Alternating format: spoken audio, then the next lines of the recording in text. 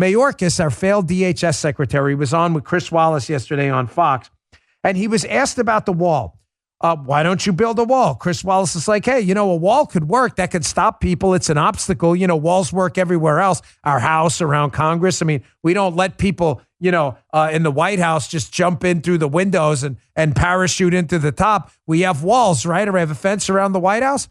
Listen to Mayorkas' answer, and I want to point again to how, these people are not stupid, Mayorkas. He thinks you're stupid. Check this out. Why did you allow them in the country in the first place? Why didn't you build, forgive me, a wall or a fence to stop them from walking in this flood of people coming across the dam? It looks like a highway that allows them to cross the Rio Grande. It is the policy of this administration.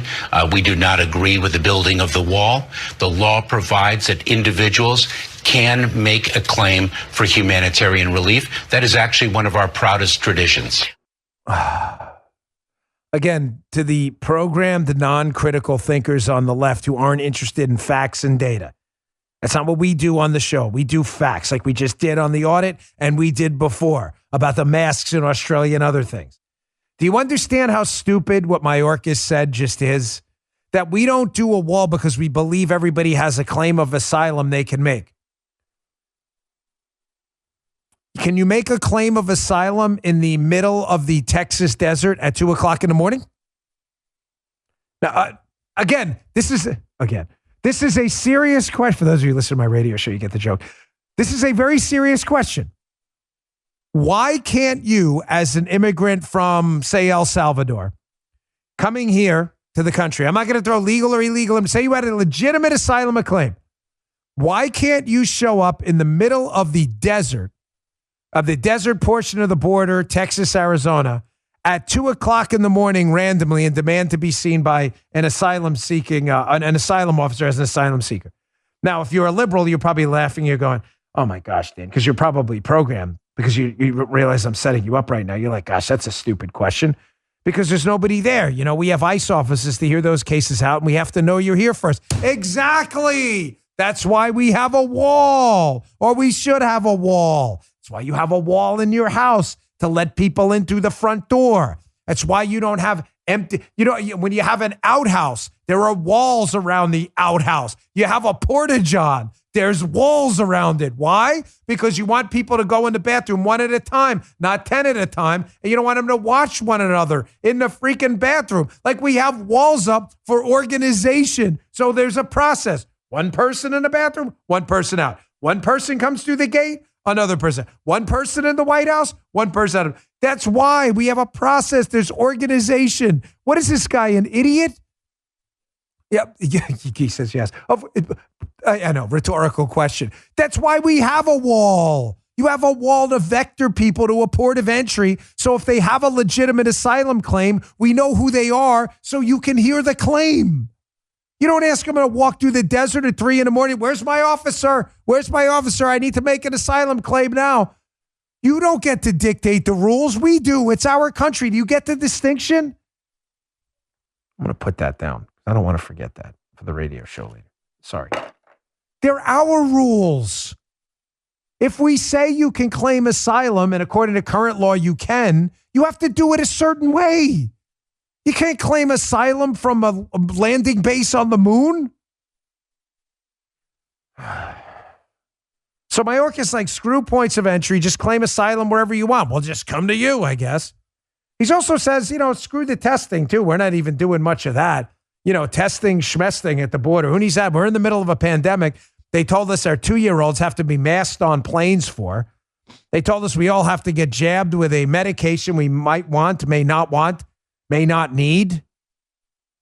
But if you're an illegal immigrant crossing the border and you don't really care about our rules because your first official act is to cross into the country illegally, don't worry. Testing, no worries. And you get to claim asylum wherever you want. You just waltz in 3:30 a.m. and demand a hearing. We'll fly a judge out to you. Here's Mayorkas this week in a press briefing on testing migrants. And of course, they don't have to be tested. But you do if you just want to go to your job or walk in a restaurant in New York. Check this out. Congregation under the bridge, been congregating there, just mentioning COVID.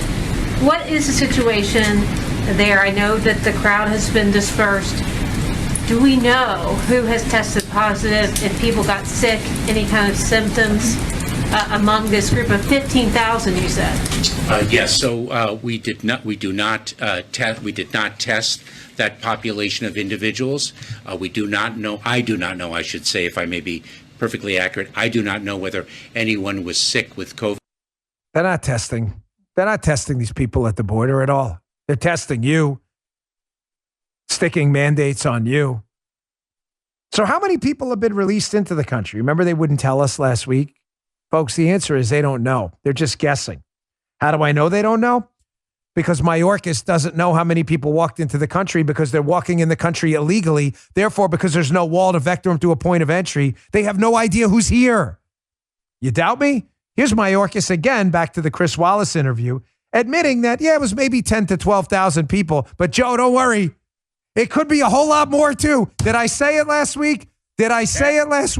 I told you guys last week, I said, listen, they have no idea who's in the country, and that is the problem. Listen to Mayorkas. His only job is to know who's in the country. It's literally called the Department of Homeland Security, and the guy has no idea. Check this out. To answer my question directly, of the 17,400 that weren't deported back or didn't return on their own to Mexico, how many of them first, how many have been released into the U.S.? They're released on conditions, yes. and approximately, I think it's about 10,000 or so, 12,000. Have been released? Yes. And of the 5,000 that are still in process?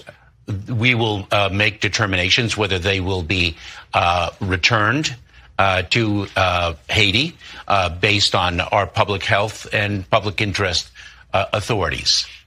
So are we talking about a total of 12,000, or could it be even higher? It could be even higher. It's not fun. What did I tell you last week? They have no idea. Could be 10,000, could be 12,000, could be even higher. That's a pretty big error rate, right, guys? You guys are pretty smart in math. We're off by what, 2%? No, you're off by 25. Joe, maybe 50. Could be 100%. He goes, that's a big window. Yeah, 10, 12, who knows? Maybe 30. We have no idea. He runs the Department of Homeland Security, and he has no idea who's in the homeland.